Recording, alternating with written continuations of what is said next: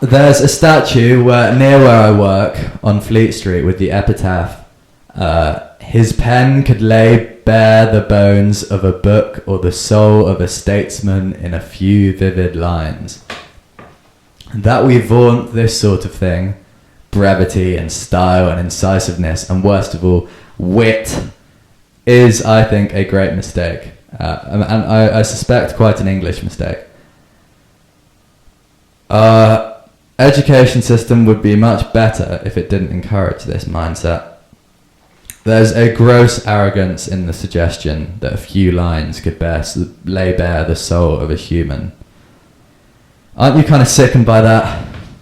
And imagine someone telling you, I've got 3 sentences that capture everything about you.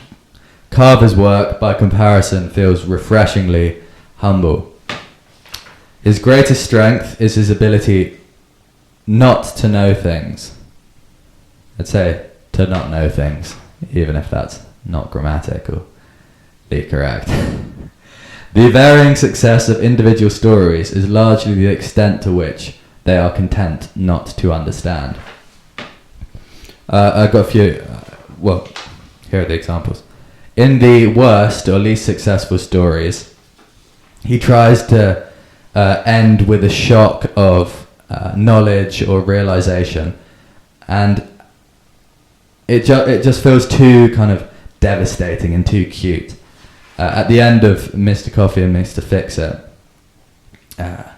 my mother said he never said good night, but it was morning, of course. Honey, I said to Myrna the night she came home, let's hug a while and then you fix us a real nice supper.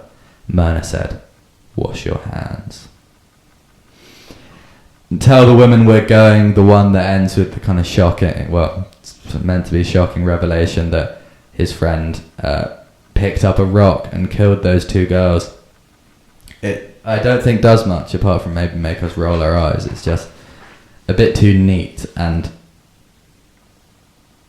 a bit too kind of ta-da, a bit too showy.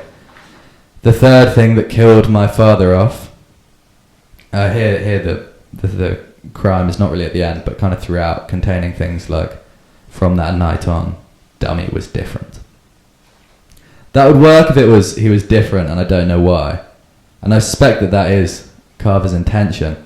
But in this story, it just felt too ominous and too kind of inviting and too flirty, too coy. And really that last story with Dummy and his fish in the lake, it generally tries too hard to be beyond understanding. Whereas the great stories in here, and there really are great stories, find ordinary life far enough beyond understanding already. Yeah, they find that ordinary life is already sufficiently far beyond understanding.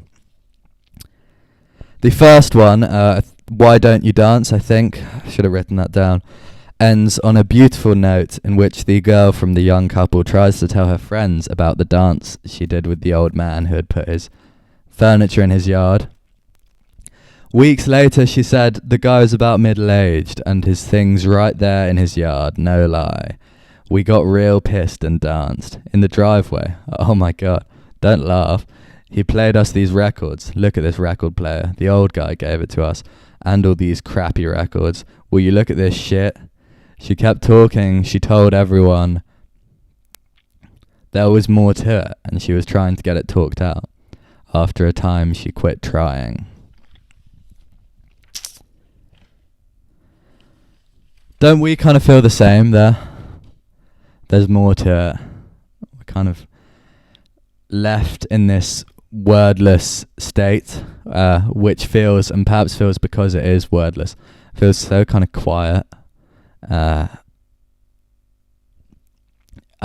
Gazebo, the one with the couple who own the hotel, in that the man explicitly says things like, I'd open my eyes and look at the ceiling and listen to it ring and wonder at what was happening to us. We had plans, then one morning, I don't know. I don't have anything to say. I feel all out of words inside. I give her the glass and sit down in the chair. as explicitly in their words, it's in the characters' responses to things, in their actions. In So Much Water, So Close to Home, the one where the wife's husband that goes away with his friends and they take a night on their trip before they report a dead body they found. The wife says she knows the men didn't do anything that bad and that they're decent men. Yet we see her become repulsed by her husband, memorably his hairy legs, and then later we see her cheat on him. And in The Bath, we see a similarly inexplicable or perhaps response, perhaps one that's couldn't be deduced by consecutive reasoning. The man drove from the hospital. He drove the streets faster than he should. It had been a good life till now. There had been work, fatherhood, family. The man had been lucky and happy, but fear made him want a bath. Fear in a bath. Yeah. Weird. As well as reactions, conversations seem not to know why they're said. Back to Gazebo. Amid their argument about cheating and the hotel, Holly says this. "Listen," she goes, "you remember the time we drove out to that old farm place outside of Yakima, out past Terrace Heights? We were just driving around. We were on this little dirt road and it was hot and dusty. We kept going and came to that old house and you asked if we could have a drink of water. Can you imagine us doing that now, going up to a house and asking for a drink of water?"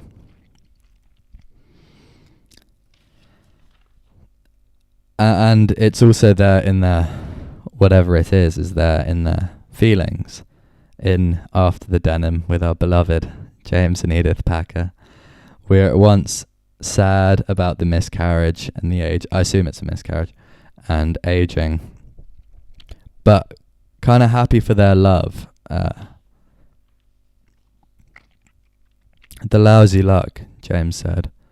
She stood there shaking her head. She covered her eyes and leaned into him when he came to put his arms around her. "Edith, dearest Edith," James Packer said. He felt awkward and terrified. He stood with his arms more or less holding his wife. She reached for his face and kissed his lips, and then she said goodnight. It's so like... Well, I suppose this is the point that I can't think of the words. Anyway, I'll just persevere. In Everything Stuck to Him, which, by the way, I think one of the best love stories I've ever read, and one of the wisest too, when the boy and the girl at the end stop arguing and hug each other, they don't know who was right, they don't know what the right thing to do was or if they've done it, and the argument remains unresolved, but they are hugging.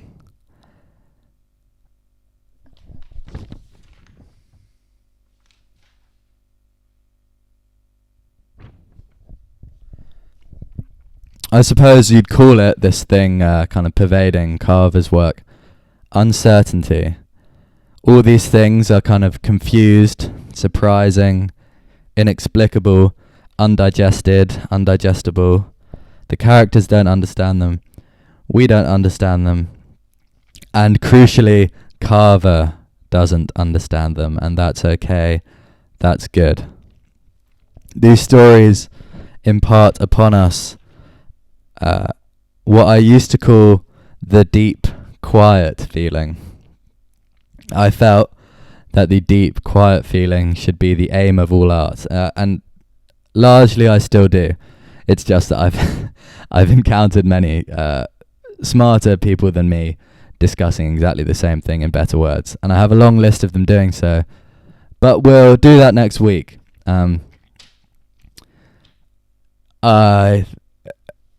I have these books, maybe, I don't know if you noticed, maybe you have, they're kind of in pairs, it's kind of in a heartbeat, dudum, dudum, rhythm where the first in a heartbeat is a kind of accessible instantiation of a concept. The first concept was kind of disturbed comfort, now it's the deep quiet feeling. and the second one is like a masterful and immortal classic rendition of the concept.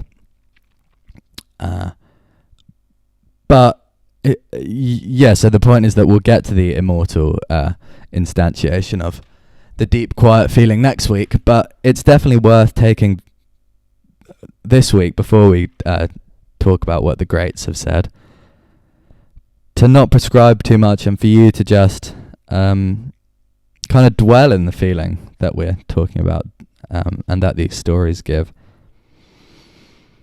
Just have a poke around, think about how you feel in it, what your thoughts are like, how you see things, what kind of things come to your mind, how you act around other people. Yeah. So as for cultural pairings, there'll be kind of fuller ones next week, but I suggest you augment your dwelling in uncertainty with 2 Bob Dylan songs. Don't Think Twice, It's Alright. 3 Bob Dylan songs. Don't Think Twice, It's Alright. Mr. Tambourine Man, and one I only just discovered actually, called Mama You Been On My Mind. I think those will help you kind of sink into the feeling, and maybe remember it a bit. And some Edward Hopper paintings, particularly Office at Night, Automat and Gas. All these recommendations are kind of desolate, American and quiet in just the way that Carver is. I wasn't totally sure for further reading, because Carver's other books are okay, but they're less good than this. Will You Please Be Quiet, Please is the next best. But Cathedral is not very good at all, I don't think. But you can read those if you like. Chekhov's short stories, I like The Huntsman and Sleepy. Though to be honest, I find Chekhov quite difficult to get. Though you might, find it easier than I do.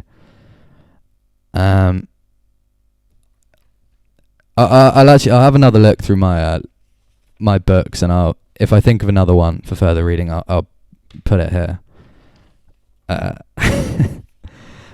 But yeah, that's all. I would feel weird. We're halfway through. We've come quite a long way together, you and I. But I won't. I won't get too sentimental. I'll save that for the end, and I'll see you next week. I'm really excited about the book next week. It really, one of my favorites, and the post read is gonna be so long. So I've got so much. It's just great.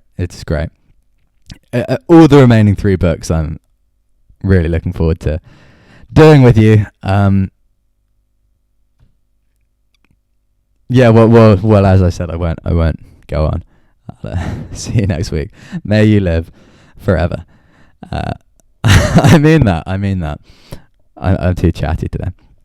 It's because I'm home alone, so I can be in my own room and unhurried, rather than in a freezing car or garage. What else should I say while I'm just hanging out? I think that will do. I won't keep you any longer. Have a nice week, and I'll see you on Thursday.